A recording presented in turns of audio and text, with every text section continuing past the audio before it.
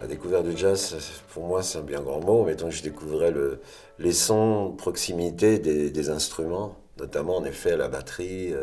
Être assis à côté de la batterie de Blackey à ce moment-là, c'était quelque chose d'extraordinaire, avec ses cymbales, ses lumières, je dirais, cuivre qui résonnait. Ça me fascinait évidemment, hein. Je crois que là, ça m'a marqué définitivement, hein. Je crois que dès ce moment-là, je savais que je voulais faire de la musique.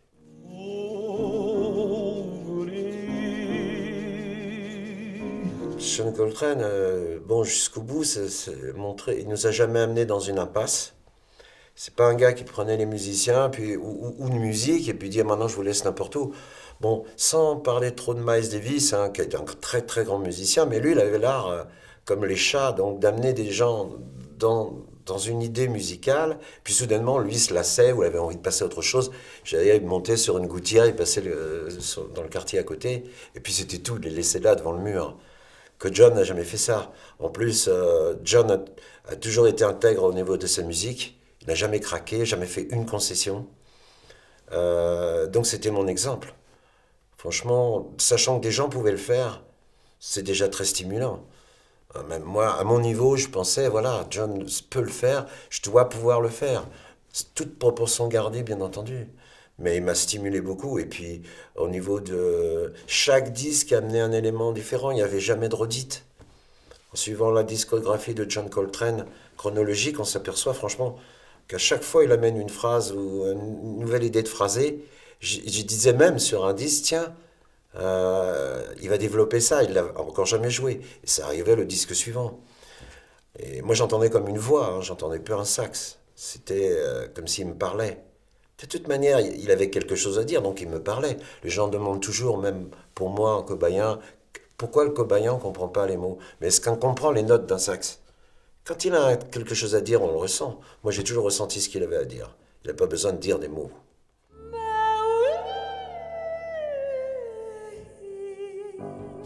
Il fallait faire quelque chose, et en tout cas, surtout pas ce qui avait été fait. John Coltrane, il n'était pas question de toucher à cette musique. D'ailleurs, il fallait pour autant, pour ça, la comprendre vraiment. Et qui pouvait à ce moment-là savoir où c'était arrêté, même si on avait senti que malheureusement, il n'y aurait plus jamais de disque de John. Mais déjà, comprendre sa musique, c'était immense. Donc on n'en était pas là. Il fallait, à mon avis, recommencer tout. C'est ce que j'ai pensé. Il faut recommencer à poser un pied, un pas par terre, comme si on voulait reposer un temps fort.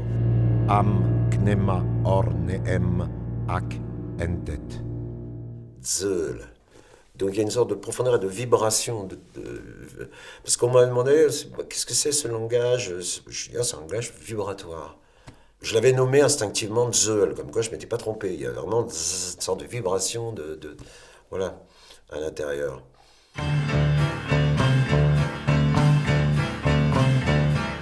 Forcément, on est tous imbibés de toutes les musiques qu'on a pu entendre.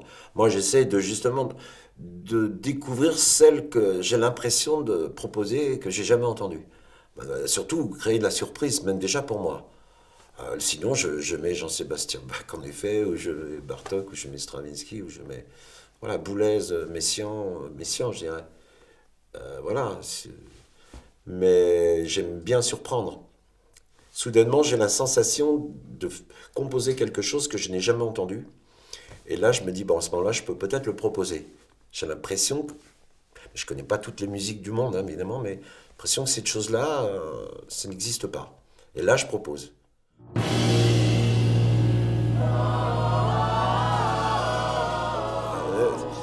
La trilogie Mentetré, c'est ça, c'est K, Contarcos et Mentetré, hein, les trois disques-là. Je l'ai un peu dit dans le disque, mais c'est difficile, parce qu'il y a plein de séquences, hein, évidemment, après c'est les aventures de la personne.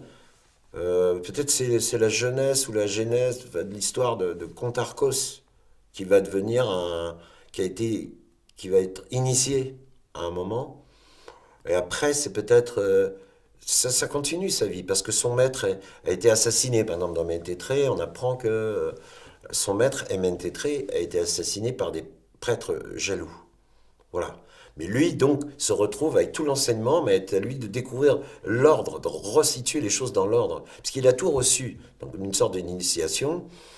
Il a été un peu, comment dirais-je, endormi par les poussières millénaires, comme je dis, en soulevant la trappe ou la porte magique.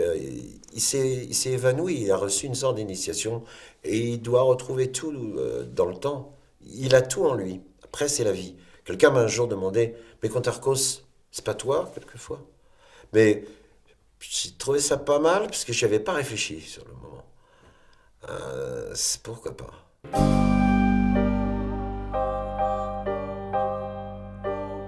Je souhaite de tout mon cœur avoir l'énergie et l'inspiration le plus longtemps possible. Si ça devait s'arrêter, je préfère mourir à l'instant même. Non, puis on ne peut pas tricher.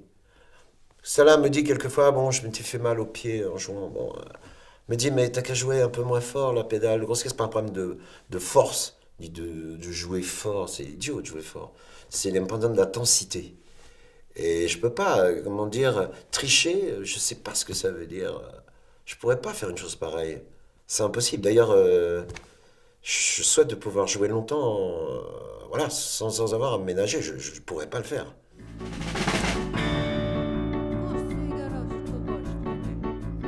J'ai jamais été dur avec les musiciens. Je pense que la musique, c'est dur de toute manière. Donc il faut être discipliné, il faut avoir la relation par rapport à la musique, il faut être très sérieux. C'est pas un endroit, la musique, on s'amuse, on fait des petites blablagues. Je sais pas, j'ai jamais compris ça, moi. C'est grave, c'est sérieux, la musique, pour moi.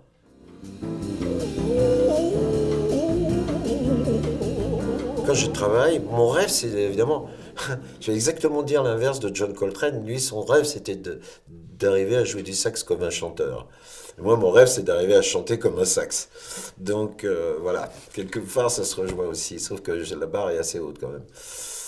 Mais enfin bon, je rêve un peu, j'ai le droit.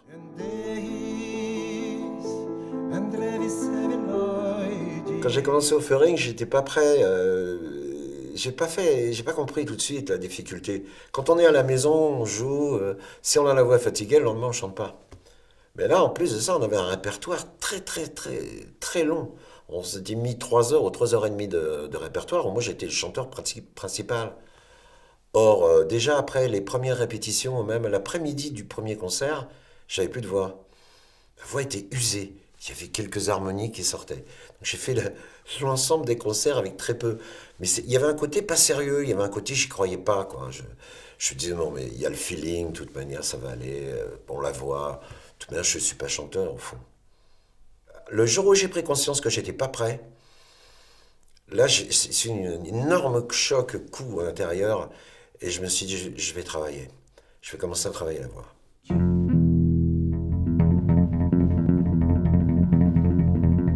Bon, Yannick, c'est une personne pour qui j'ai beaucoup de respect. En tant que musicien, je parle musicien, hein, musicien, même pas bassiste, je parle musicien.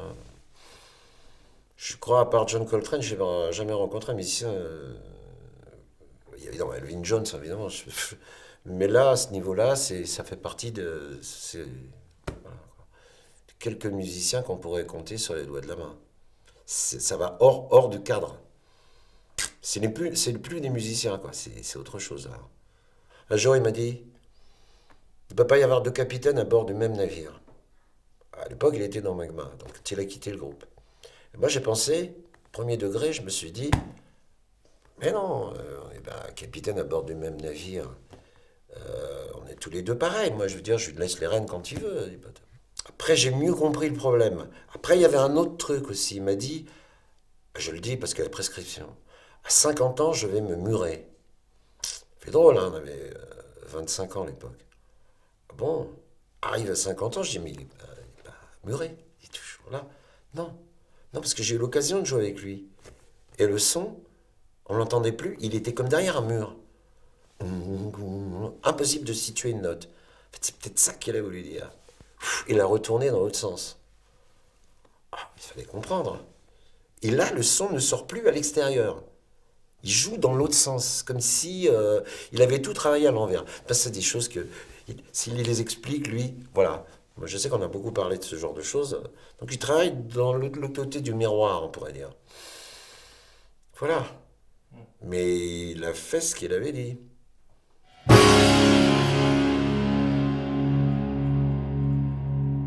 Ouais. Bah, c'est pour ça qu'on s'y trouve toujours bien et qu'on revient le plus souvent possible. En tout cas, c'est gentil de nous accueillir. Nous, on passe toujours un bon moment ici. C'est toujours un plaisir.